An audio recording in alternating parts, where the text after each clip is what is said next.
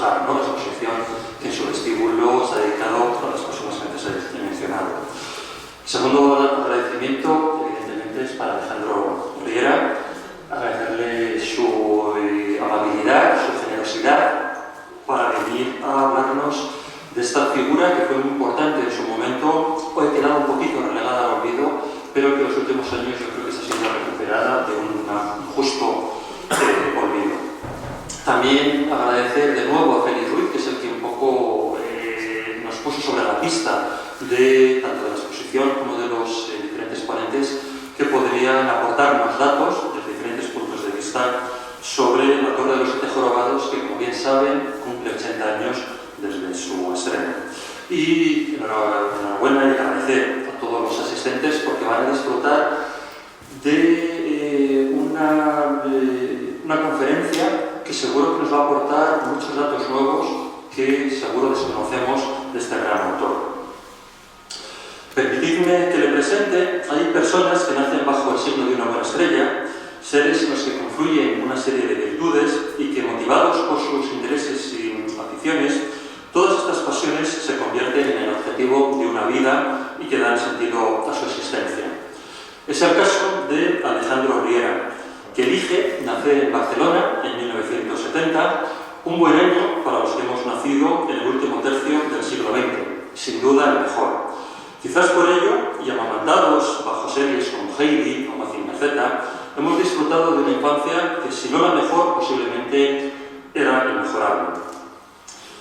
Y seguro que en aquellos petit suisse de sabor natural que tomábamos de niños, había un ingrediente secreto que nos hizo interesarnos por cuestiones tan dispares como el cine, el cómic o la literatura. Y una seducción por épocas pasadas que, sin vivirlas directamente, intuíamos fascinantes bajo el prisma de una lente mágica. Quizás esa estrella que rige los destinos de los mortales guió a Alejandro por la senda del conocimiento, otorgándole el doctorado en Filología Hispánica por la Universidad de Barcelona y posteriormente un máster en Biblioteconomía y Documentación por la Universidad Complutense de Madrid. Pero estas almas sensibles necesitan no solo alimentar el espíritu, sino también el cuerpo, por desgracia, lo que provoca que durante varios cursos haya impartido clases en la UNED Senior con asignaturas tan seductoras como teatro y cine, psicología en imágenes y filosofía y pensamiento actual. Y un cargo que muy pocas personas pueden ostentar, pero que deberían grabar en una placa de mármol para la posteridad: ser bibliotecario del Casino de Madrid. Lógicamente, su signo era inevitable: dedicarse exclusivamente a la literatura. Apasionado por su trabajo, un romántico cuando muchas personas desconocen lo que realmente significa el término, obtiene el premio de poesía del Círculo de Bellas Artes de Madrid en el año 2003. No voy a desglosar todos los méritos acumulados por Alejandro gracias a su incesante labor poética y literaria, al cultivar como novelista casi todos los géneros, valgan de ejemplo el suspense psicológico, títulos como Heredarás nuestros pecados, Serás ceniza por tu belleza, el género negro, Leyendas noir, la ciencia ficción, Fugitivo mental o el terror con su última novela, Dame tu muerte. Regresamos al presente, o al pasado, pues Alejandro es un experto en la bohemia madrileña, lo que le lleva a interesarse por la figura de Emilio Carrero, al que dedica su tesis doctoral y que dentro de la Muestra Internacional de Cine estamos dedicando esta serie de jornadas desde diversos prismas. Ayer, el cómic, con la adaptación que realizó David Lorenzo de La Torre de los 7 Jorobados. Hoy nos acercamos al escritor, gracias a la biografía que publicó Alejandro en 2011, Emilio Carrere, el bohemio de Madrid, y mañana analizando la importancia de la adaptación cinematográfica que realizó Edgar Neville y de la que ya he anticipado se conmemoran 80 años de su estreno, con el crítico cinematográfico Jesús Palacios. Dejaremos el postre para la próxima semana, con la proyección del largometraje en esta misma sala. Pero hoy toca disfrutar y sumergirnos en la apasionante vida de Emilio Carrero. Alejandro, bienvenido, enhorabuena por aportar tu verbo, agradecerte que compartas tus conocimientos y te cedo ya la palabra. Bueno, primero dar las gracias a Fernando por la presentación que acaba de hacer, que no conocías, y también dar las gracias a Pilar, también de la muestra de cine, por el trabajo que ha hecho, y por supuesto al gran dibujante palentino Félix Ruiz, que me puso en contacto con todos ellos. Emilio Carrere, bueno, habéis visto, Emilio Carrere, el Bohemio de Madrid. Este es el título de la biografía que dediqué a Emilio Carrere. Yo ahora lo que quiero es que os imaginéis a un niño solitario jugando en un balcón. Los demás niños corretean por las calles y este niño solo puede hacer melancólicas pompas de jabón desde su atalaya con la esperanza de llamar la atención de los otros niños. Este pequeño se llama Emilio. Su madre falleció poco después del parto y su padre, don Senén Canedo Pardo, no quiso ocuparse de él, pues empezaba una carrera política y no quería tener un patinazo tan pronto. Ahora, por lo tanto, tenemos al pequeño Emilio, que vive con su abuela, que temerosa no le deja salir a corretear por las calles. Emilio, el pequeño Emilio, llegó a jugar en la Plaza de Oriente de Madrid, donde su abuela le permitía subirse a una humilde atracción. Se trataba de un carrito tirado por un burro que el poeta evocó ya adulto de la siguiente manera: las minúsculas carrozas de la ilusión infantil, los mismos cochecitos con campanillas en los que nosotros dimos la vuelta a la plaza con la emoción inédita de dar nuestra primera vuelta al mundo. Aquí lo tenemos. Esta fotografía, tenemos el burrito tirando de un carrito con niños, es la Plaza de Oriente, tenemos el Palacio Real detrás.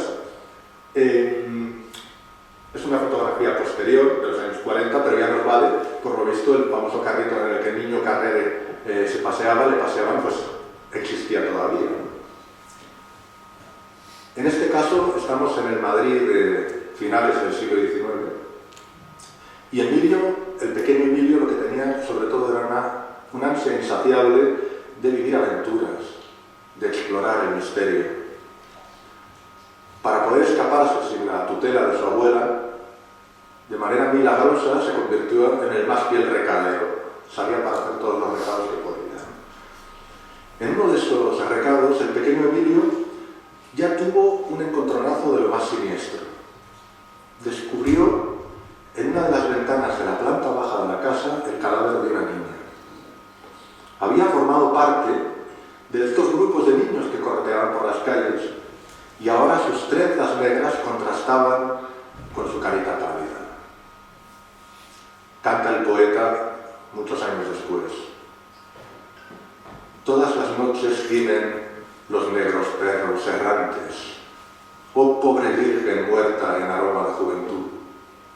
Luego vinieron dos hombres negros y alucinantes trayendo en hombros un ataúd. Como veis, ya influían sus experiencias en sus poesías, ¿no? Este fue el primer contacto del pequeño Emilio con la muerte, esa intrusa que le obsesionará durante toda la vida.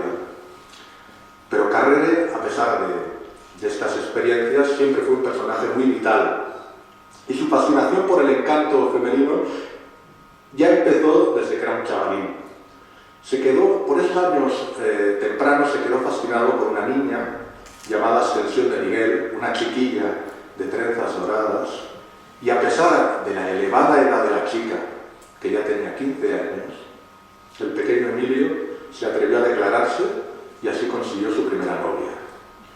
Años después canta el poeta: oh sus rubias trenzas, sus pupilas claras, oh primera novia divina y lejana, 15 años tenía y era toda blanca. 15 años, qué dulces, floridas palabras. Tocaban a gloria las áureas campanas y yo las sentía dentro de mi alma. Estos primeros años son también años de búsqueda. Emilio siempre tuvo ansias artísticas y cree encontrar su vocación en la pintura y se apunta a las clases de pintura en el Centro Instructivo del Obrero. Pero se dará cuenta enseguida que su primera vocación es la palabra y rápido pasa a seguir clases de declamación en el mismo centro. Doña Manolita, la abuela, que siempre le está controlando, sigue la formación de su nieto y quería que aprendiera francés. para completar su formación.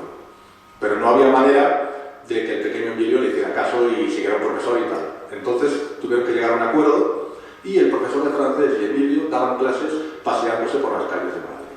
Esa es la manera que consiguieron que tuviera clases de francés Emilio Carrere. Clases que, por cierto, le vinieron muy bien porque ya siendo adulto fue traductor de Verlaine y de Nerval, entre otros autores franceses, ¿no?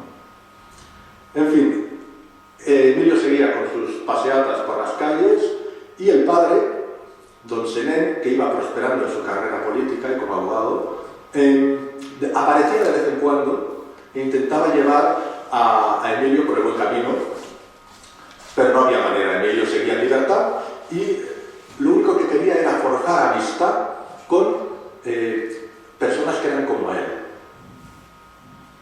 En esos años de juventud es cuando nace su círculo de amistades que mantendrá a lo largo de toda la vida. Son nombres como Ortiz de Pinedo, Juan Pujol, que será un futuro director de periódicos, muy importante en su vida, y Alberto Valero Martín, un futuro abogado. Estos nombres permanecerán a lo largo de toda su existencia con él, ¿no?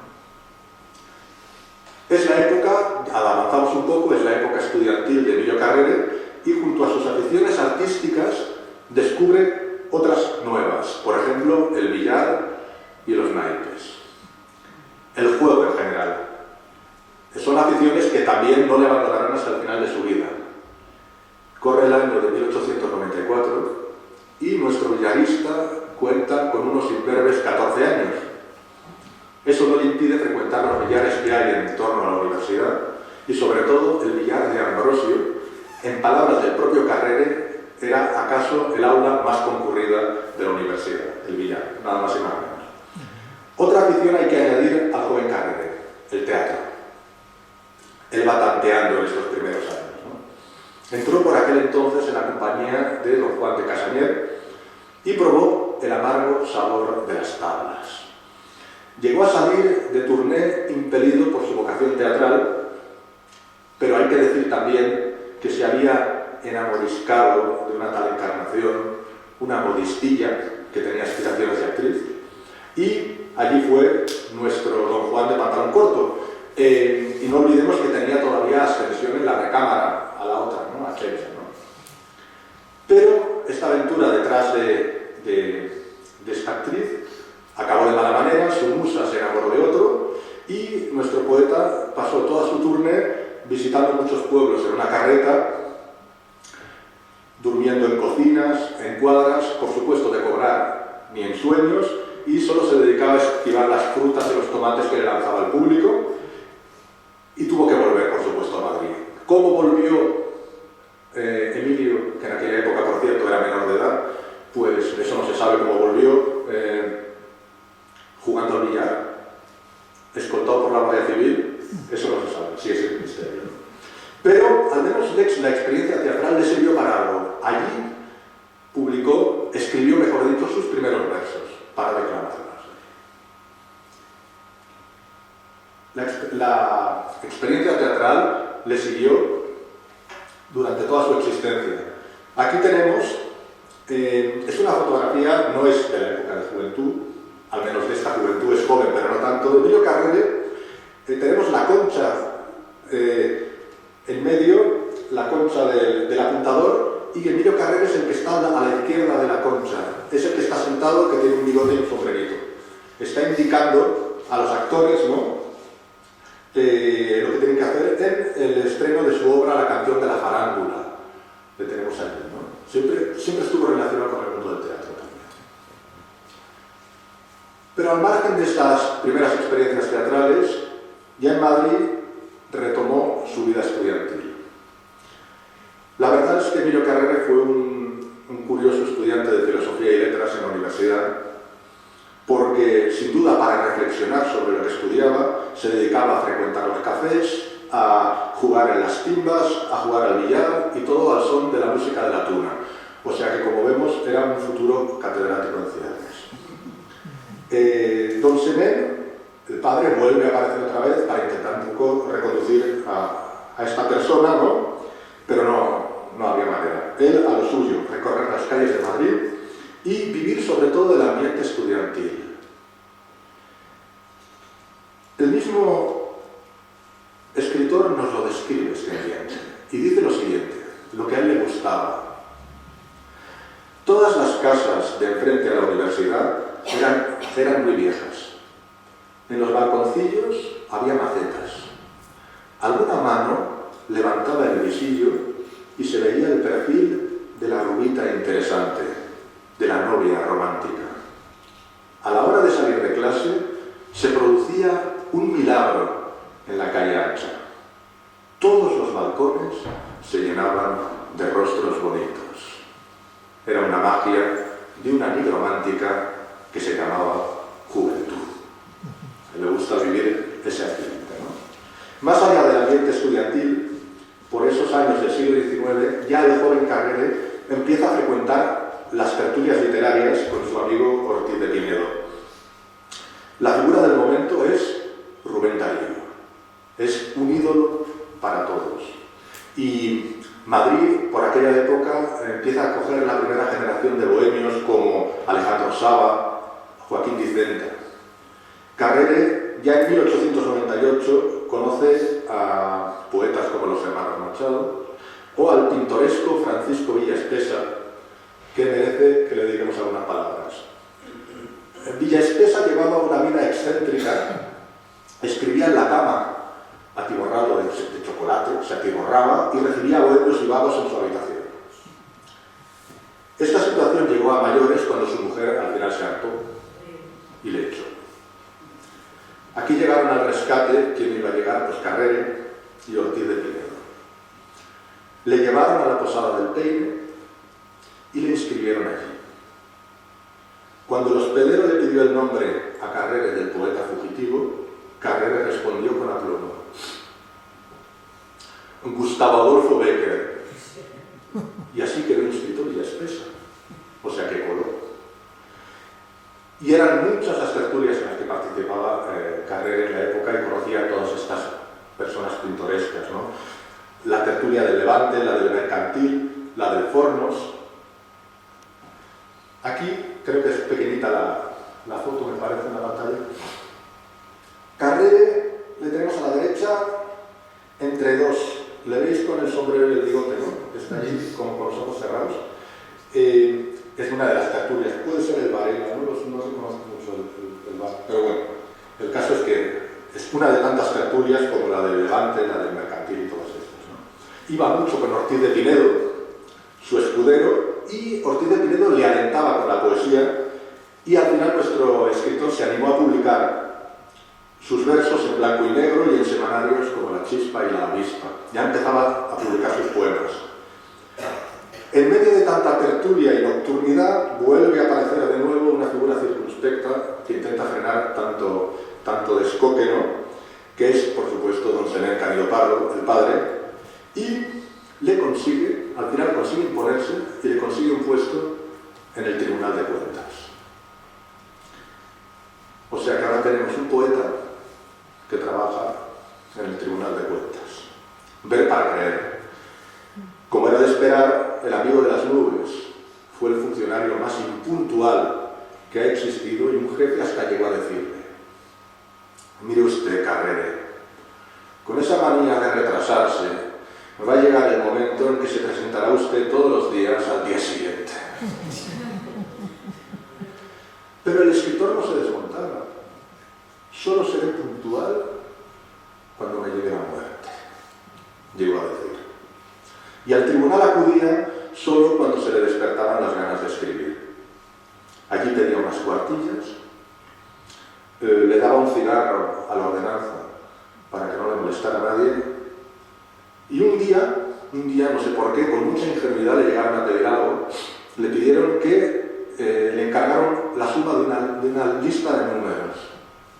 Carrere se arremangó y se puso al tajo. Lo explica él.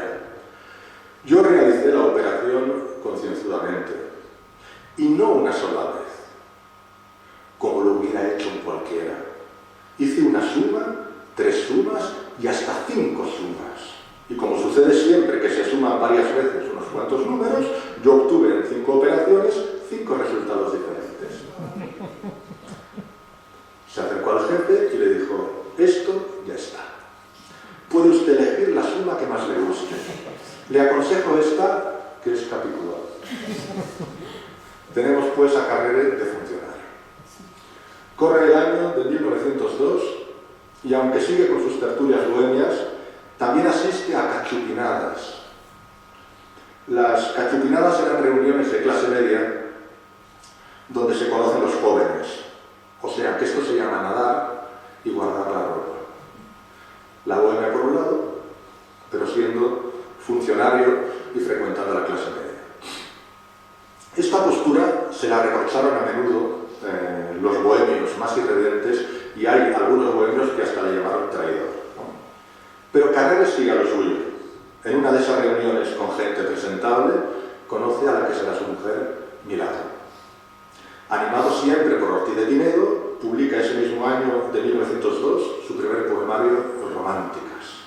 El libro mezcla influencias beckerianas y alusiones macabras. Es un primer libro y es evidente que el poeta aún no ha encontrado su estilo, su tono, pero el encanto de la bohemia ya despunta en el horizonte.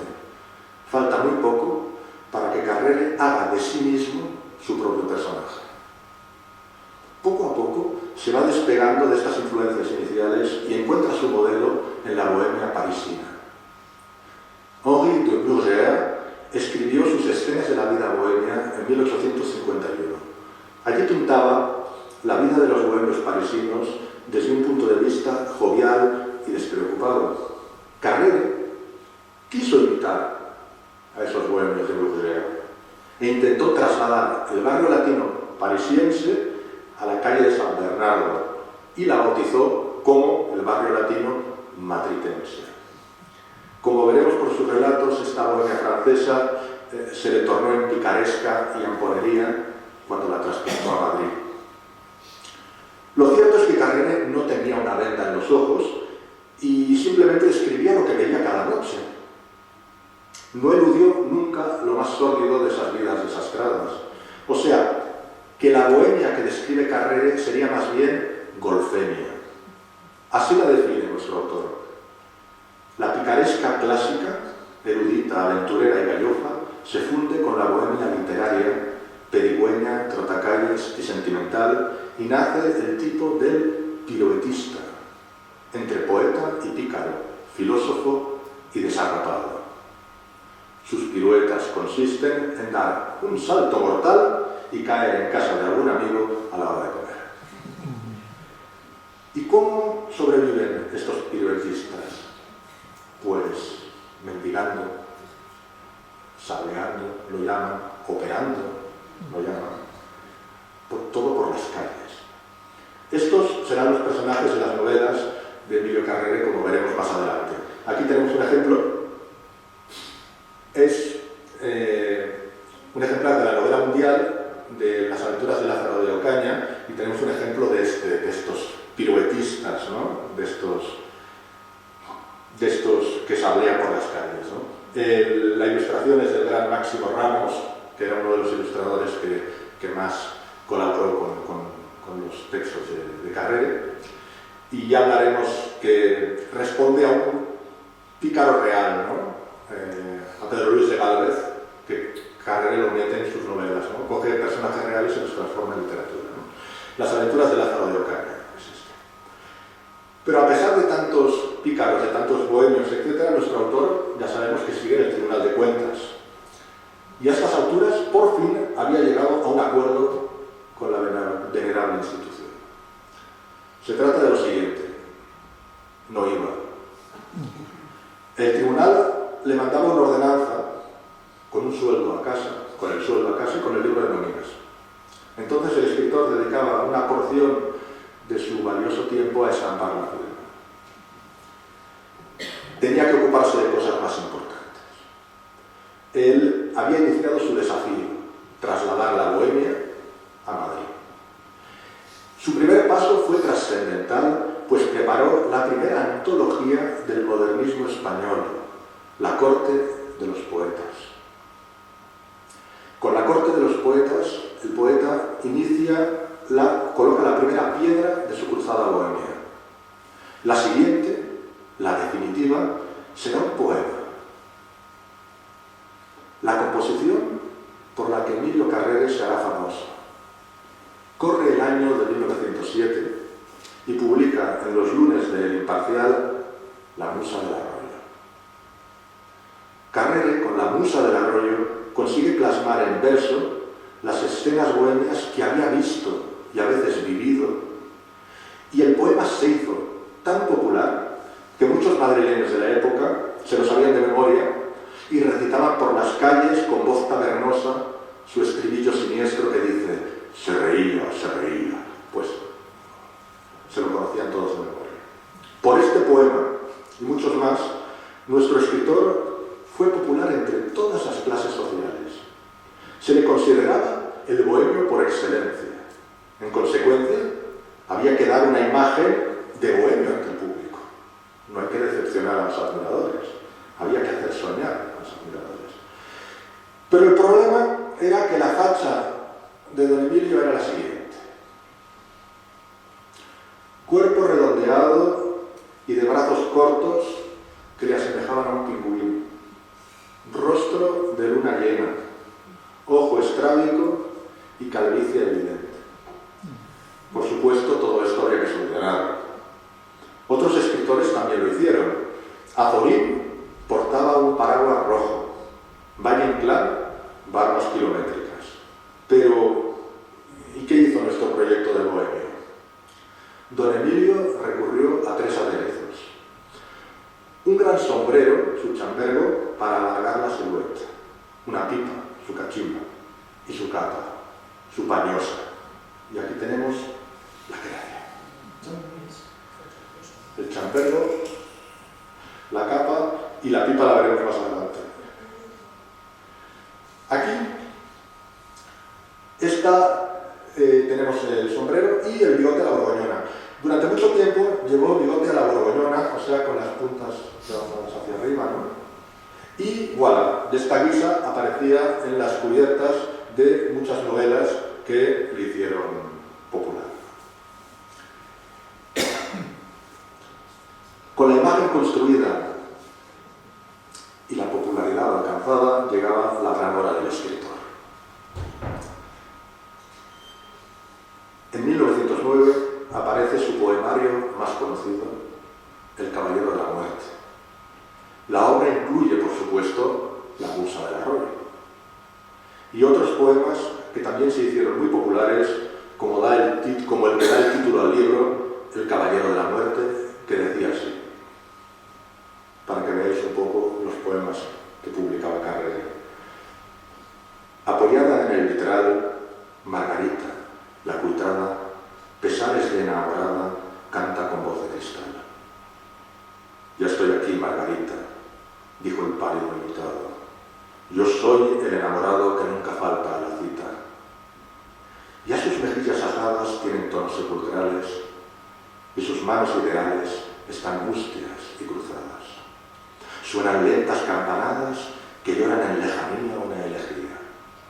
No vino el blondo romero de amor a endulzar su suerte, solo vino el caballero de la muerte. El tema central del libro, El Caballero de la Muerte, ya es la bohemia, las noches duras y amargas de esas vidas deambulatorias. A este poemario le siguieron muchísimos más, pero los tiempos cambiaban y aparecieron en los kioscos unas nuevas publicaciones, las novelas cortas.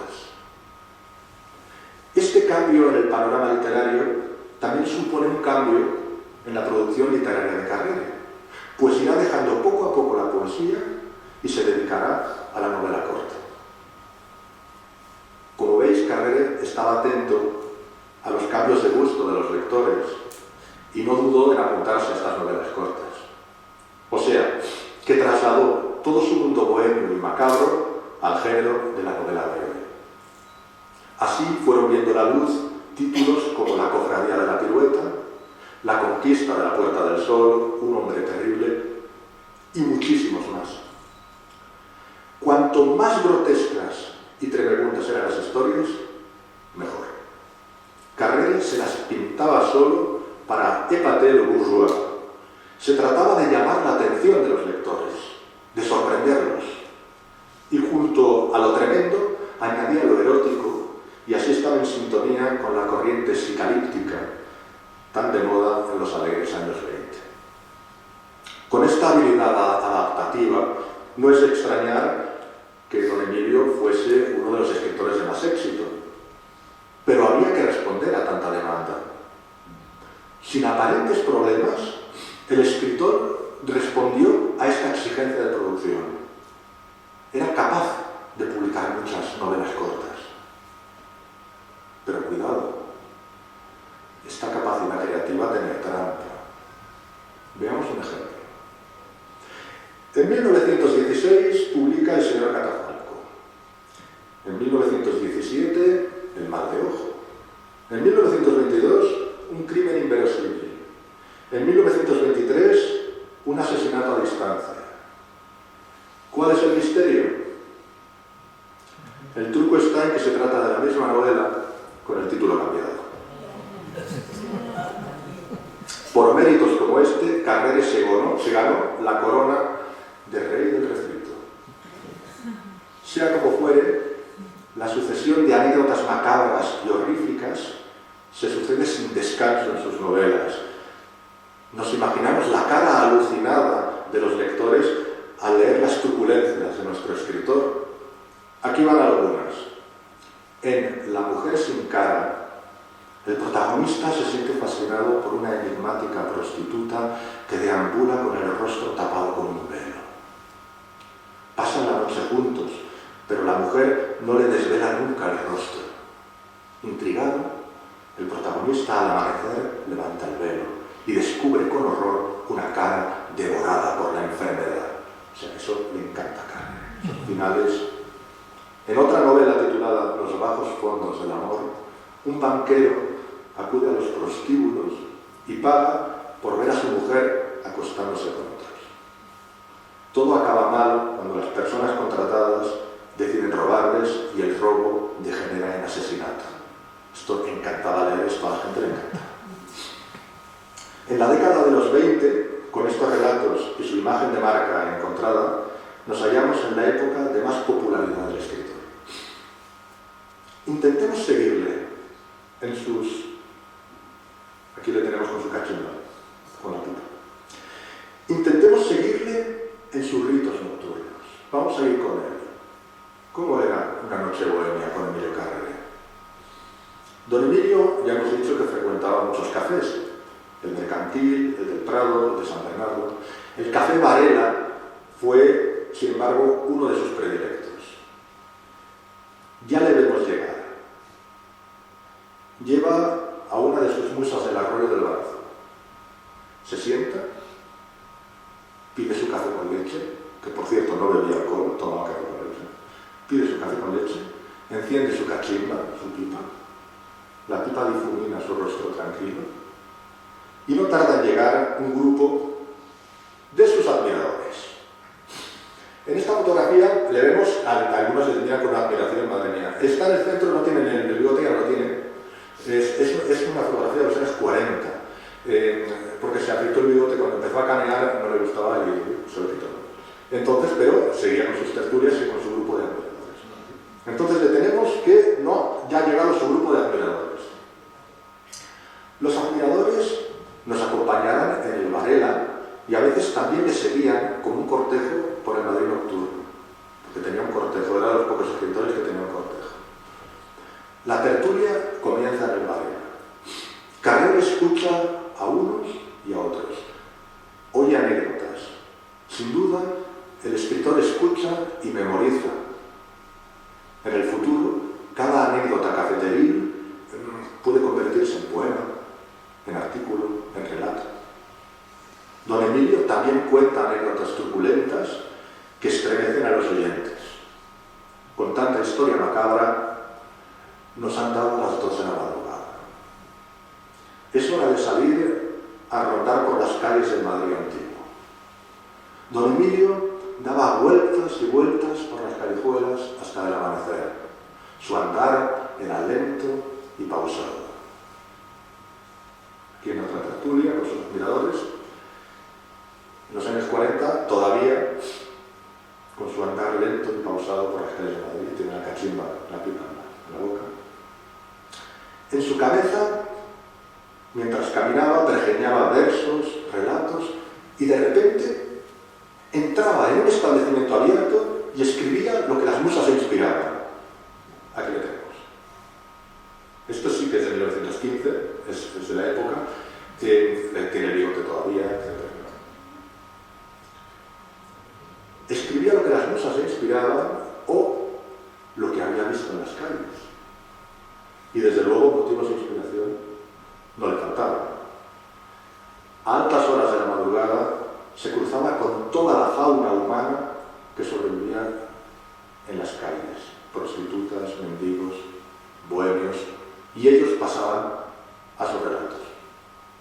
A lo mejor esta noche se podía haber cruzado con Pedro Luis de Gálvez, por ejemplo, que era uno de los bohemios más pintorescos. Gálvez escribía sonetos, era un buen sonetista, pero pedía limosna de una manera degradante. Por ejemplo, una vez amenazó a un cura con suicidarse dentro de la iglesia.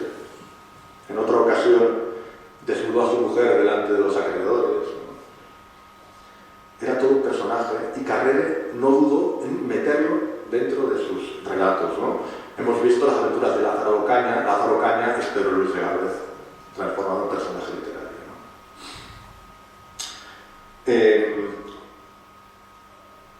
En El reino de la calderilla, por ejemplo, le muestra sableando de una manera de lo más siniestra. Lo que hacía, según cuenta Carrere, y Pedro Luis de Gálvez niega, dice que se lo inventó, entraba en un café con el feto de un bebé. Iba gritando, diciendo: se me ha muerto mi hijo, se me ha muerto mi hijo, necesito dinero. Todos los del café, asustados al ver lo que hacían, le daban dinero para echarle a la calle y que se fuera con eso que ha cogido, no sé dónde lo había sacado. Y algunos exclamaban: caray, esto es operar con dinamita. De Pedro Luis de Gálvez, que es un personaje muy excéntrico y muy extremo, sabremos más adelante porque será muy importante en la vida de Emilio Carrere.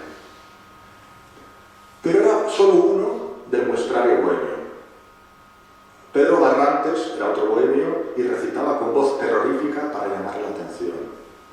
El pobre Buscarini, otro bohemio, sobrevivía vendiendo folletos con sus poemas. Y Carrere escribía y escribía y publicaba relatos con las desventuras ajenas, como El reino de la calderilla, La conquista de la Puerta del Sol, etc. Pero no solo de bohemios escribía don Emilio. También frecuentó el reverso femenino del bohemio, la prostituta, las hetairas, como le llamaban los modernistas. Y muchas de ellas, en la realidad, ejercían su oficio en la calle de Ceres, en Madrid, recitando poemas de Emilio Carrere. La literatura y la realidad se confunden. Y recita el poeta: en las demoliciones del barrio Golfo existe aún una encrucijada de tairas y ampones. Como el alma del barrio flota una copla triste que llora con un llanto profundo de bordones. A la mujer de la vida, trátala con caridad, que antes de ser de la vida ha sido mujer honrada. Me encantaba poner coplas, ¿no? Estas prostitutas también aparecen en novelitas carrerianas como Elvira la espiritual, Un hombre terrible, La rubia turonesa, El 23 encarnado, Hacia otra vida. Las pobres prostitutas debían soportar de todo: arrestos colectivos, noches en comisaría y todo tipo de perversiones de los clientes. Como dice una de las prostitutas de sus novelas: te digo que están buenos los tíos, marranos, había para ahorcarlos a todos. Y Carrere no escatimaba estas perversiones porque lo que quería era azuzar el morbo de los lectores, llamaba la atención con todas estas cosas, ¿no? Pero don Emilio no solo se dedicó a hozar en el barro, también se interesó por lo astral y metafísico. Recordemos que para los modernistas el ocultismo es una manera de rebelarse contra el materialismo burgués. Y Carrere, aunque a estas alturas ya sabemos que era hedonista y terrenal, siempre se interesó por el más allá. Asistió, por lo tanto, a sesiones espiritistas y frecuentó al teósofo Mario Rosso de Luna y hasta le entrevistó. El propio Carrere, en su caso, realizó una velada espiritista con resultados bastante decepcionantes. Muchos de sus relatos beben del ocultismo y de lo mágico, relatos como El destino payaso, Un crimen inverosímil o El sexto sentido. Uno de estos relatos, titulado El señor Catafalco, nos muestra un espectro que reclama venganza. El protagonista tiene que luchar contra un extraño mago para ayudar al espíritu fantasmal. Corre ya el año de 1916 y, como veremos enseguida, la aparición de este espectro traerá mucha más cola de la prevista. Pero más allá de los delirios imaginativos de nuestro autor, el mundo cambia en torno suyo. La guerra mundial ha terminado, el dinero extranjero y las ganas de divertirse llegan a Madrid, los coleguistas invaden la noche madrileña y ¿a qué juegan? A ser bohemios. ¿Qué significa esto? Que los antiguos bohemios ya no escandalizan a nadie porque todo es desenfreno. De esta manera, la bohemia, como dice Carrere, desaparece víctima de su éxito. Carrere es consciente de ello y dice: de mi generación de 1910, la de la bohemia que era mascarilla pintoresca de la necesidad, solo queda el ruido del viento sobre la fosa común. Pero a estas alturas ya sabemos que don Emilio se adaptaba a todo. Hemos mencionado su atracción por el mundo del juego. Muchos de sus relatos transcurren en ese mundo. El 23 encarnado, Sor Inés de la Ruleta. El propio escritor, sin complejo alguno, se convirtió en un adorador más de la ruleta y presumía de cultivar la adivinación cabalística para ganar en el juego. Aunque no estábamos allí, no debió de funcionarle, pues tuvo que seguir escribiendo para ganarse la vida. Lo que no sabe aún don Emilio es que estaba a punto de ofrecerse la oportunidad de gastar bastante dinero con sus escritos, de ganar bastante dinero. En efecto, el editor Palomeque llama a su puerta para solicitarle una novela extensa. Se trata de dinero. Carrere no duda. Acepta. Pero ojo, hasta ahora le hemos visto como poeta, escritor de artículos y todo lo más como autor de novelas cortas. ¿Cómo afrontar el reto de una novela larga? San Refrito se le aparece entonces. Junto a un folletín que había escrito, la novelita El señor Catafalco y algunos artículos, lo junta todo, lo entrega y ya tenemos La Torre de los Siete Jorobados. El problema es que, además de ser un refrito, entregó la obra inacabada. Pero eso no arregló a nuestro autor. La entregó a Palomeque, pero ojo, detalle muy importante, previo cobro, y se marchó tan ufano. El editor no tardó en darse cuenta del enjuague y corrió a exigirle a don Emilio el final de la novela. Carrere se negó y Palomeque tuvo que recurrir a un negro, Jesús de Aragón, para que acabase la historia. La novela es de 1920, muchos años después, como ya sabrán, en el 44, Edgar Neville hará su célebre versión cinematográfica. Como hemos visto por su relación con Palomeque, otra de las habilidades carrerianas junto al arte del refrito era saber cobrar a los editores a la entrega de sus colaboraciones. Se cuenta la anécdota de que un editor le propuso pagarle con una letra a 90 días vista. La reacción del poeta no se hizo esperar. Un momento, perdone. El hombre de letras soy yo, sentenció don Emilio, exigiendo el pago al momento. A lo largo de los años 20, el autor es un torrente creativo. Traducciones de Verlaine y de Nerval, varios poemarios, novelas cortas como Los fantasmas, Los diablos de la ruleta, El bebedor de lágrimas, La casa de la cruz. Estrena 2 obras de teatro, El carro de la alegría, La manola del portillo. Pero ¿a qué se debe tanta producción?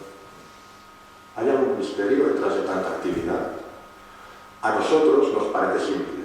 En 1923 había sido cesado en el Tribunal de Cuentas. O dicho de otra manera, había que seguir llenando el puchero. Lo cierto es que cuando don Emilio estaba en bonanza económica no escribía una línea.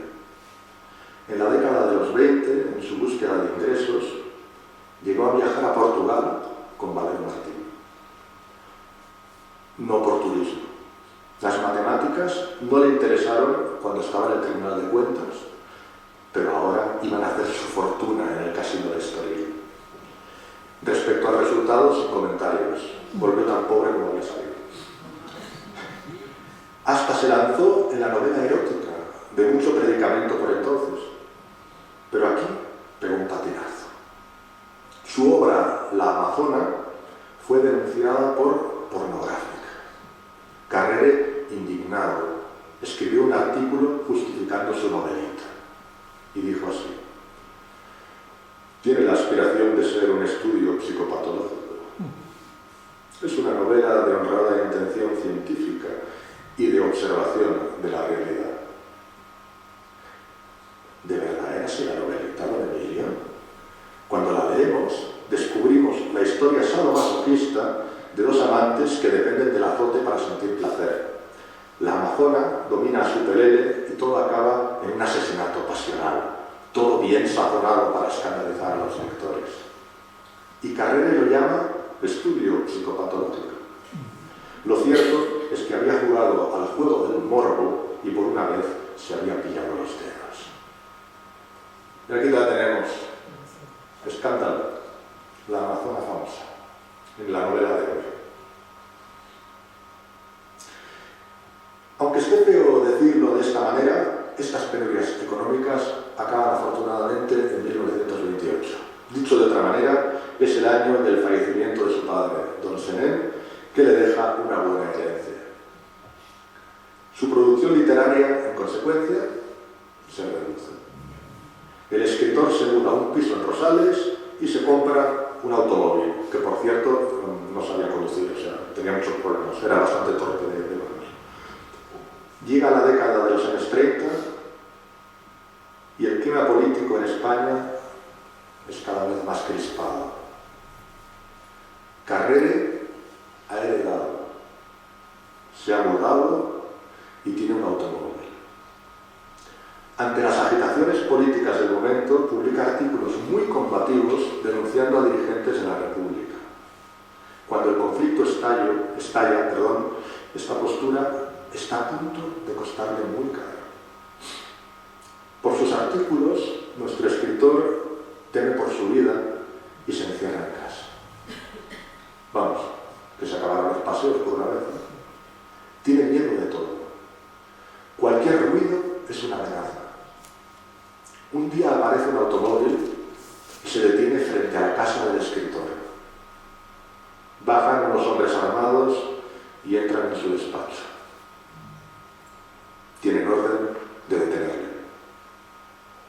Aparece entonces una grotesca figura, el terrible bohemio Pedro Luis Gálvez, el que le llamó traidor a la bohemia. Pero esta vez no viene a mendigar con cualquier excusa. Encabeza el grupo de hombres armados. La situación es decisiva. ¿Cómo reaccionará el terrible bohemio ante Carrere? En una parte, Gálvez le susurra a don Emilio: estás en grave peligro y voy a ver si puedo ayudarte. Y le hace entonces una extraña petición: a sus hombres. Recítales la musa del arroyo. La poesía le cortará las garras a la checa. Y así fue. El grupo armado salió de la casa sin su presa. ¿Cuánto hay de leyenda? ¿Cuánto hay de verdad? Eso no lo sabremos nunca, pero don Emilio se tomó el aviso muy en serio y pasó el resto del conflicto encerrado en un manicomio. En el sanatorio del Dr. León, que aún existe en la Plaza Mariano de Gambia. Dice Carreño: cuando me refugié en un manicomio, empecé a resucitar. Ved qué paradoja en aquella fosa común de las almas. Esta sí que es una fotografía de época del sanatorio del Dr. León. Ahora cambia un poco, no están las bocitas ni eso. Y a mí lo que me hace mucha gracia, esta fotografía es del interior del sanatorio del Dr. León. No está Carrere, pero seguro, o sea, pongo mi mano en el fuego, que jugaba billar allí dentro cuando estaba. Pero seguro, teniendo billar dentro, estás jugando seguro. Me hizo gracia ver que había un billar dentro del sanatorio.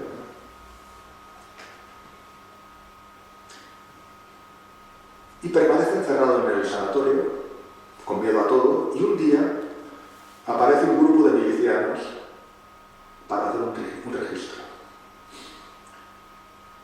Recordad que Carrera era muy popular, que salía su foto en las revistas, en las novelas cortas. Y uno de ellos se había quedado con la cara del escritor. Se acercó a Carrera y le dijo: oiga, su cara me suena de algo. Y Carrera respondió con aplomo: normal, ¿quién no conoce a Napoleón? Leyenda, ¿verdad? Lo cierto es que Carrera permaneció escondido hasta el final de la guerra y solo al final del conflicto sacó la cabeza. Pero cuando salió al exterior del Madrid bohemio de su juventud, ya no quedaba nada. En 1939 tiene el antiguo bohemio 58 años. El azar le hacía a veces cruzarse con algún antiguo noctámbulo. Por ejemplo, con el médico poeta Fernando Villegas. Se lo encuentra en el rastro. Había sobrevivido a la guerra flaco y desagravado. Ante su visión, don Emilio exclama: hay hombres que dejan rastro en las cosas y otros dejan cosas en el rastro. El mismo Carrere leyó su propia muerte en un artículo de prensa. Muchos amigos, ante la noticia, le escribieron homenajes y don Emilio comentó con voz temblorosa por la emoción: he tenido el gusto de leer los elogios póstumos que me han dedicado mis amigos. Pero el antiguo bohemio seguía vivito y coleando en un Madrid que era completamente diferente al Madrid de su juventud. La familia Carrere se traslada a la llamada Casa de las Flores, pero ¿cómo sobrevivir en esos años? Desde luego, no publicando novelas eróticas, ni bohemias. Y Carrere se vuelca entonces en los artículos cotidianos. Juan Puyol, uno de estos amiguitos de la Plaza de Oriente, cuando eran pequeñitos, dirige en la época el diario Madrid y le ofrece la sección Aquí Madrid. Carrere escribió un artículo cotidiano desde el año 1939 hasta el año 1947, que es el de su fallecimiento. Alguien le llamó lánguido, antidisciplinado. En sus artículos habla del Madrid pasado, embellecido por el recuerdo de la leyenda. También habla del Madrid presente, pero siempre con ironía y distancia. Odia lo nuevo y lo tecnológico. No le ve la poesía por ninguna parte. Se burla de los ascensores del metro y de la máquina de escribir. Creo que recordar que hay un artículo que se titula 100 maneras de morir atrapado en un ascensor, o 7. Escribía cosas así, ¿no? Que no estaba, él vivía en el pasado, ¿no? Es cierto, a pesar de todo, que también escribía sobre el presente, sobre las preocupaciones de los madrileños, el hambre, las dificultades económicas, la ausencia de viviendas. Esto lo menciona también en sus artículos. Y también impulsó restauración de monumentos y promovió celebraciones como la fiesta de la mantilla. Aquí tenemos a don Emilio, bien rodeado como siempre, en la fiesta de la mantilla, leyendo el pregón de la fiesta de la mantilla española en el Círculo de Bellas Artes de Madrid. Mantilla española, mantilla de Calvo. Por estos actos y por su sección en Aquí Madrid fue muy popular y los lectores le escribían y le proponían temas para los artículos, le felicitaban por los artículos. De hecho, muchísimos lectores, y además lo decían, se compraban el diario Madrid solo para leer el artículo de Emilio Carrera. En resumen, hemos visto que primero fue popular con sus poemas, después con sus relatos cortos, y ahora vuelve a ser muy conocido por sus artículos diarios. Varios hitos señalan su recuperada popularidad en los años 40. En el 41 se publica un número, un cómic, de Roberto Alcázar de Pedrín, que creo que nos va a ser muy popular. Aquí en la entrada tenemos un ejemplar. El Torreón de los Jorobados. Es una adaptación de la Torre de los Siete Jorobados para la serie de Roberto Alcázar y Pedrín. Por supuesto lo llevan a su terreno completamente, ¿no? Pero bueno, queda como una curiosidad, ¿no? La adaptación de Roberto Alcázar es nombrado cronista de la villa en el 43 y por supuesto en el 44 ve la luz la adaptación cinematográfica de La Torre de los Siete Jorobados de Edgar Neville. Con tanta actividad a veces él quería refugiarse de sus admiradores, ¿no? Y se refugiaba en el Círculo de Bellas Artes. Allí escribe sus artículos y fue villarista, tenemos el carnet de Emilio Carrera del Villar del Círculo de Bellas Artes, ¿no? Y sigue con su vida social, da pregones, participa en jurados de premios literarios y sigue frecuentando los cafés. Por esos años suele frecuentar el Café Castilla en la calle de las Infantas, que era un local de reunión del mundo de la farándula. Esta fotografía es, por supuesto, Emilio Carrera a la derecha y Edgar Neville durante el rodaje de La Torre de los Siete Jorobados, ¿no? Aquí tenemos una fotito pequeña del Café Castilla, donde iba en los años 40, donde el mundo de la farándula acudía. Ya sabemos que desde pequeño siempre sintió atracción por el mundo del teatro, por el mundo de la farándula, ¿no?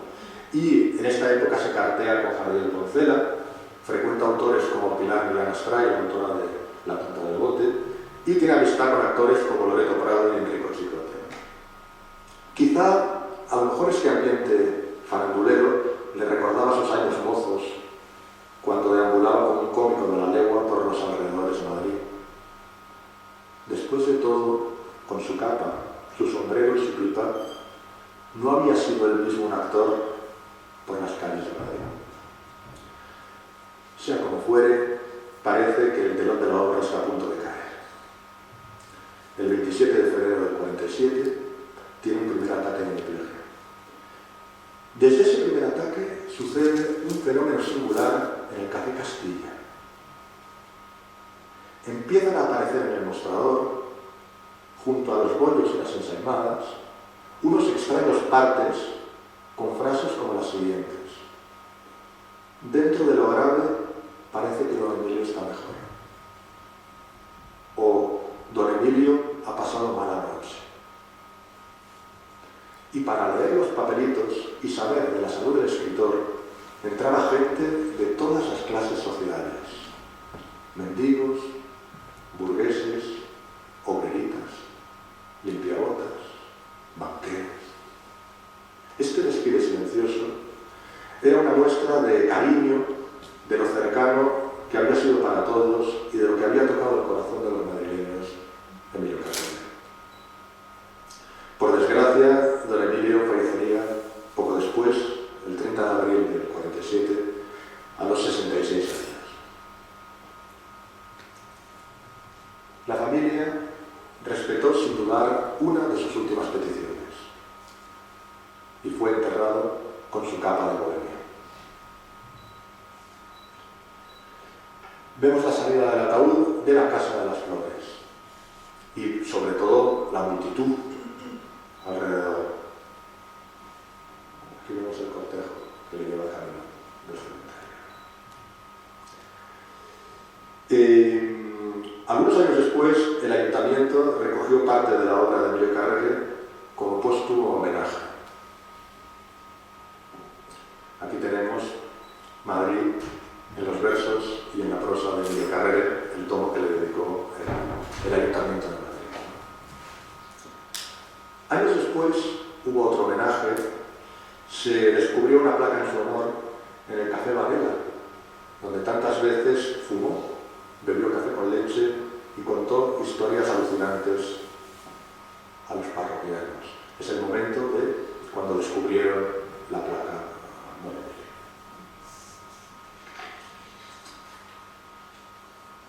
Ese fue Emilio Carrere. Primero, poeta modernista, el autor de La Musa del Arroyo, luego narrador de peripecias bohemias, de crímenes y pasiones eróticas, y al final el más fiel cronista de su ciudad, con centenares de artículos sobre su Madrid. Todo eso fue don Emilio. Pero al principio fue tan solo un niño que jugaba en un balcón. Luego, desde su balcón personal, dedicó la vida a contemplar su ciudad amada. De pequeño, Emilio en su balcón se limitaba a hacer pompas de jabón para atraer a los niños en la calle. Con los años, esas pompas irisadas se transformaron en poemas, relatos, artículos. Una de sus más hermosas pompas de jabón fue el poema La Musa del Arroyo. Se ha puesto en duda a veces la autenticidad de la bohemia de Carrere, pero basta con leer este poema para creer en su sinceridad. La composición describe con mirada compasiva un cuadro de la bohemia más triste y miserable, con un bohemio intentando consolar a su amada, risa loca, mientras deambulan sin futuro por unas calles heladas e inmisericordias. Solo alguien que hubiese conocido la lucha por sobrevivir en su propia piel habría podido escribirla con esa sensibilidad. Con La Musa del Arroyo terminamos esta presentación. Es hora de guardar silencio y dejar cantar al poeta. La Musa del Arroyo. Cruzábamos tristemente las calles llenas de luna y el hambre bailaba una zarabanda en nuestra mente. Al verla triste y dolida, yo la besaba en la boca. ¿Por qué aborreces la vida, risa loca? No llores, rosa carnal, que yo robaré el tesoro de la tiara papal para tus cabellos de oro. Y un espíritu burlón que entre las sombras había, al escuchar mi canción, se reía, se reía. De la vieja fuente grata, en el sonoro cristal, la luna brillaba igual que una moneda de plata. Temblaba su mano breve de blanca y serena piel. ¡Qué bonita cae la nieve! ¡Y qué cruel! No tiembles, yo haré un corpiño para tus senos triunfales con la pompa del armiño de los mantos imperiales. Y un espíritu burlón que entre las frondas había al escuchar mi canción. Se reía, se reía. Noche de desolaciones eterna, que llamé en vano con la temblorosa mano a los cerrados mesones. Lloraba un violín distante con tanta melancolía como nuestra vida errante.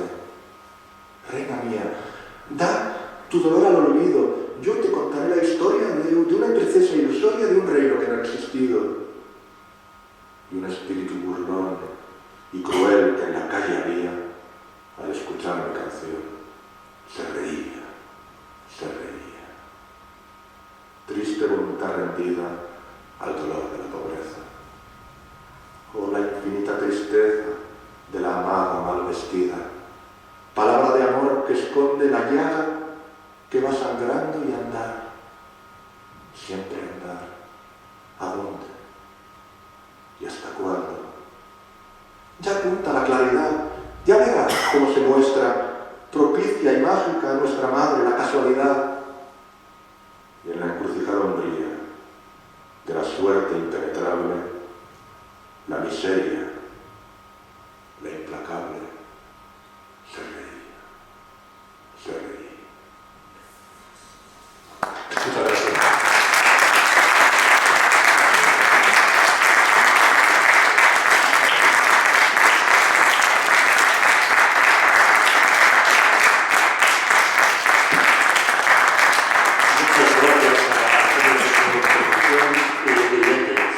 Iniciamos el turno de preguntas. Rompo un poco ahí la barrera. De todo esto, ¿qué pensabas? A ver, Milagro, la mujer de Carrere, cuando se casó con él, era casi una niña. Y Carrere ya tenía kilómetros. Me refiero, ya iba por ahí por las noches bohemias, conocía a toda esta gente y tal. Y entonces Milagro al principio se apuntó con él. Iba con él, pero luego esperó el primer hijo y en cuanto ya tuvo a su primer hijo se quedó en casa. Él siguió con sus aventuras nocturnas y ella, pues, la palabra me imagino que es resignación.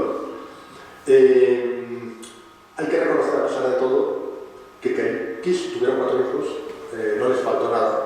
Se ocupó siempre de sus hijos y además tenía por los niños una especial... Tiene algunos poemas muy tiernos respecto a los niños que lo pasan mal, etc. Entonces siempre traía dinero a casa, etc. Ahora, respecto a lo de la fidelidad conyugal y todo eso ya sabemos, ya hemos hablado que bonito. Sí. Si tenéis alguna pregunta, por ejemplo, Félix. Sí. Bueno, aquí tuvimos a David Lorenzo, que ha hecho una adaptación de la Torre de los Jorobado. El cómic, sí. Digamos que es la más reciente, la más conocida, pero claro, existía esa versión de Roberto Cáceres Pedrín. Sí. No sé si... Sí, claro. Es muy curiosa la adaptación de Roberto Alcázar Pedrín, porque cuando lees muchos de la colección de Roberto Alcázar Pedrín, ves un poco que el mecanismo es más o menos siempre el mismo, ¿no? Hay unos bandidos, no hay casas de casi todo es detectivesco, ¿no? Intentan, no tienen que ver con la censura, entonces siempre hay malos ladrones y tal, y luego acaban cachiporrazos con a Roberto Alcázar que ayuda con la porra y el Pedrín diciendo, ostras, Roberto, ostras, Pedrín. Bueno, pues aquí hacen lo mismo. Toma jarabe de palo. Toma jarabe de palo y cantidad de expresiones así. Pues aquí es exactamente lo mismo. Cogen lo básico, lo más esencial de la Torre de los 7 Jorobados de Carrera, el estilo de excusa que hay vestidos de fantasmas, unos que hay una fila subterránea y el resto es una historia más de Roberto Alcázar y Pedrín. Lo que sí me parece interesante es que, por ejemplo, ¿por qué el Torreón de los Jorobados? ¿Por qué no la Torre de los 7 Jorobados? Porque los títulos de Roberto Alcázar y Pedrín eran como más cortos, entonces quedaba muy bien el Torreón de los Jorobados, la casa de los Señores, entonces lo adaptaban un poco al de esto. Pero ¿Bañó tenía permiso o tenían, yo qué sé? No tengo ni idea si había pagado derechos de autor o no. Y está más basada en la película, lógicamente, más en la novela, ¿no? Yo creo personalmente que es una historia de Roberto Alcázar y Pedrín. O sea, muy básico. Lo que sí que me parece interesante, evidentemente como cómic en sí, es muy primitivo. O sea, son dibujos muy toscos, los planos son más o menos entre los míos, etc. Pero lo que sí me parece muy interesante es que el momento en que entran en la famosa torre invertida de los 7 Jorobados, ¿no? Hay un momento dado que Pedrín tropieza y cae en un agujero, etc. Y allí como que experimenta un poco con las viñetas, ¿no? En lugar de ser las viñetas típicas, las pone como así, para que parezca que cae de uno a otro y tal, ¿no? Y eso es muy curioso porque parece que hay un intento de experimentación en un cómic que es muy básico, ¿no? Pero lo más interesante del asunto es que lo hace cuando están dentro de la torre, ¿no? Donde están los malos, digamos, ¿no? En la novela de Carrere, la original, también lo más misterioso es cuando están dentro de la torre. Y en la película que verán ustedes de Edgar Neville, lo más espectacular es el diseño de la torre. O sea, parece ser que el gran hallazgo de es que exista una torre en el interior de Madrid, ¿no? Y todos se fijan en eso, ¿no? En todas las versiones, ¿no? Sí, relacionado con este tema, ¿qué relación entonces? ¿No hubo relación entre Carrera y el autor, y Bañó, que es el autor de Roberto Alcázar y Pedrín? Yo no tengo constancia. ¿No hay constancia de eso? Es raro. Porque ayer me contaba Félix, ¿no? Hay otra aventura de Emilio Carrera, que es Ratas de Hotel. Sí. Que También de Roberto Alcázar. Un momento. Es que hay un momento, cuidado. Fallece Carrera. Luego, vamos a ir, perdón, y el cómic es de 1941. O sea que podría haber, sí. Pues no, ni idea. No lo ha rastreado. No hay constancia de que se pusiera en contacto con Bañó, con ellos, con Carrera. Porque el cómic, yo a raíz de esto lo he localizado, lo he leído, sí. Y se ciñe, en realidad se ciñe muy bien a la misma historia que David Lorenzo nos cuenta luego, cambian ciertas cosas, etcétera, etcétera, pero sí. Vamos, yo me imagino que la fuente es idéntica y que... Bueno, hombre, se nota muchísimo, claro. Sí, claro. Pero yo era otra época, o sea, sí, yo ya. No creo... Aquí me arriesgo, pero no creo que fueran buscando derechos y tal y cual. Sobre todo en aquella época. ¿La torre existió? Misterio. No sé. ¿Pero los túneles? No, los túneles, hay túneles subterráneos en Madrid. Claro, eso es lo que intriga. Si la encuentro... pero sí que si la encuentro y regreso. Pero efectivamente sí que hay subterráneos. Yo creo que eso le inspiró, le daba morro esto de subterráneo de Madrid y todo esto, y le inspiró esta idea, que creo que es la idea seminal, o sea, es la idea verdaderamente interesante, porque en todas las versiones que se hacen, todo el mundo se centra en la famosa torre esta, y a usted misma le ha intrigado si existió, claro, sí, eso que llama la atención, ¿no? O sea, eso. Por supuesto. Pero el callejeaba decía cosas y luego unas eran verdad y otras no. Por parte de la poesía, esas novelas truculentas de misterio, de crímenes pasionales y demás, ¿algún otro género? Sí, es interesante porque, por ejemplo, el género humorístico, tenemos, por ejemplo, La calavera de Atahualpa, que les recomiendo porque es muy divertido.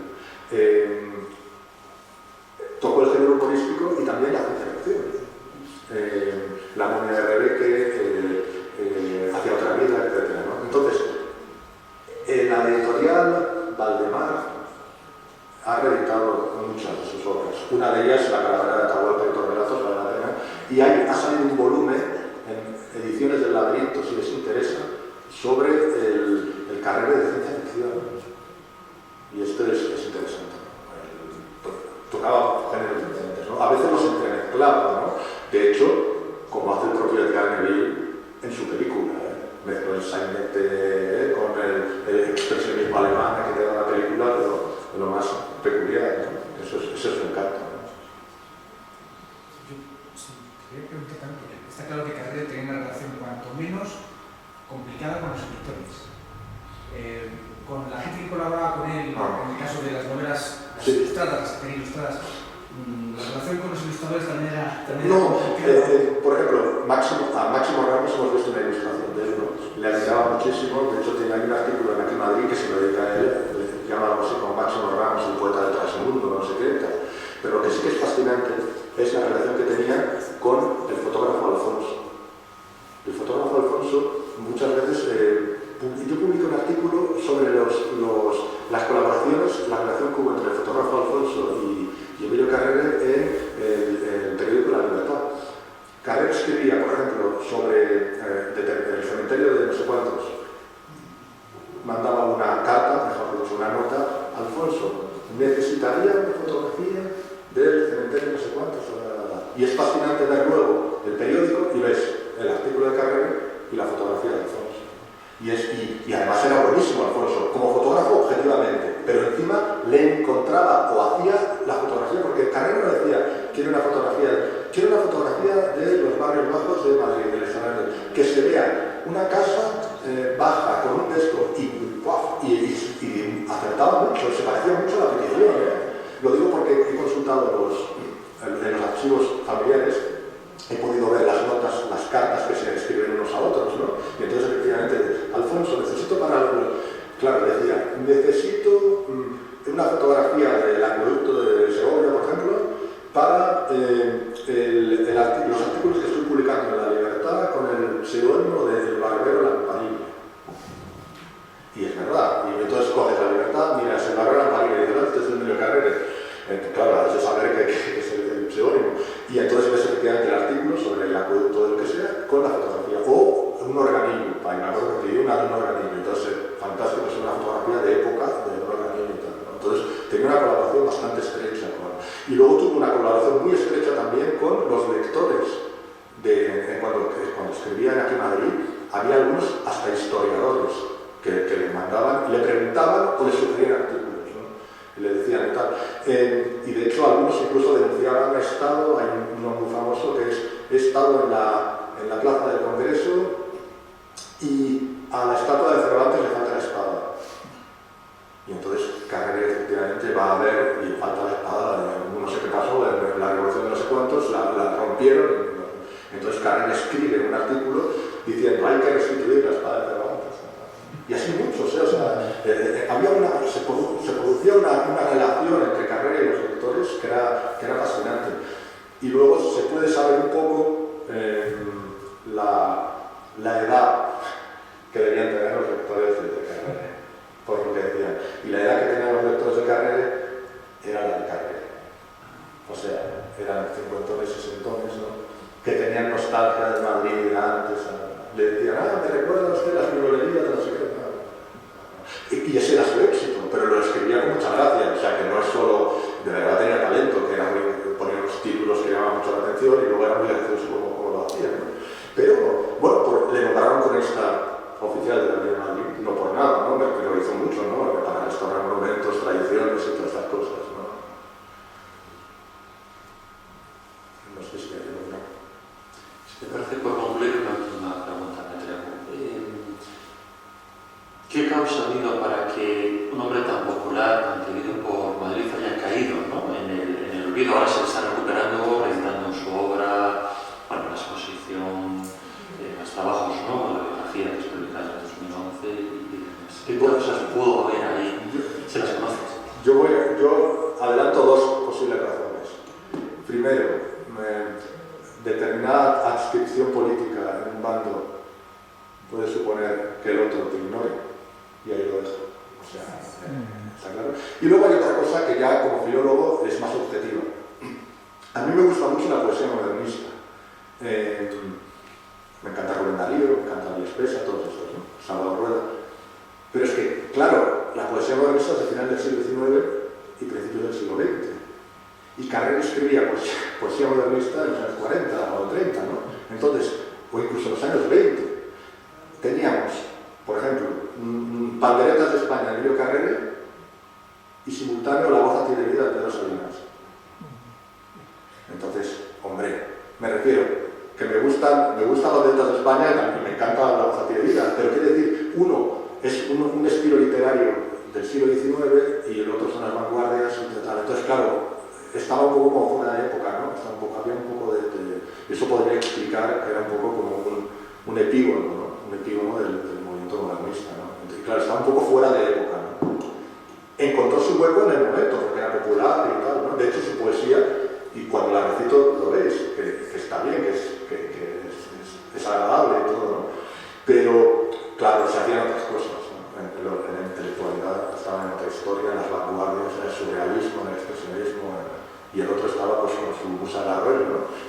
Que a mí me gusta, la musa de Arroyo grande, ¿no? Pero, claro, en la historia literaria, pues eso. Pero ahora, claro, hay una recuperación de Emilio Carrere por lo del folletín, lo de, claro, la literatura popular, se está revalorizando, pero de otras maneras, ¿no? Entonces, bueno. Pero claro, yo cuando hice mi tesis doctoral sobre Emilio Carrere, yo no podía saber sobre Emilio Carrere leyendo un libro de historia de la literatura, porque no aparecía. Entonces, ¿qué me tenía que ir? Pues a ver el Larousse, de 1920 y ver qué decían de Emilio Carrera en la época. Ahora, no, ahora tampoco, no creo que tampoco en los libros de esta literatura tampoco está, ¿no? Ahora sí estaría en un libro, por ejemplo, como hay La Bohemia madrileña, por ejemplo, y sí que está en Emilio Carrera, ¿no? Pero lo han... cuestión de desfase, ¿no? Y además no hay ningún problema, porque Emilio Carrera era feliz, me refiero. Le gustaba ese tipo de poesía, de hecho, hablaba pestes de la poesía contemporánea vanguardista. Como era, a mí lo que me gusta mucho de él es que era muy guasón, tenía mucho sentido del humor, y eso siempre es agradable, ¿no? Entonces tenía expresiones, me invento una, pero podría haberle dicho a él, ¿no? Esto es más incomprensible que la poesía modernista, decía, no creo que la poesía vanguardista, decía, ¿no? Se burlaba, pero claro, pero él seguía con su tipo de poesía, pues, antiguo, tal, que es muy agradable porque es muy musical, pero... Pues muchas gracias, Alejandro.